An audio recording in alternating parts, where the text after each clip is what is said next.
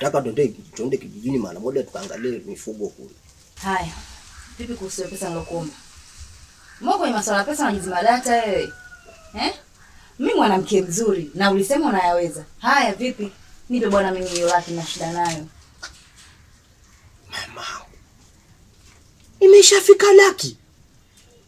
Wewe ulikuwa unasema kwamba una shida na 70,000 wewe sasa hivi shafika laki. Kwa unataka kuniambia kila ninapokukosea ile inapanda. 70,000, 30,000 nzima imepanda hapo. Acha tamaa za kijinga. Wewe mpaka sasa hivi umetamani vingapi? Naweza nisikuombe pesa na maisha yangu akasonga tu. Wewe unanichukuliaje? Unanionaje? Mama, mbona unapenda vitu vidogo dogo unagombana kidogo? Jirani yako anapenda visambu. Sasa jichanganye. We. Mama yako nilikuwa sijui kumbe ni kisamvu. Majichekesha.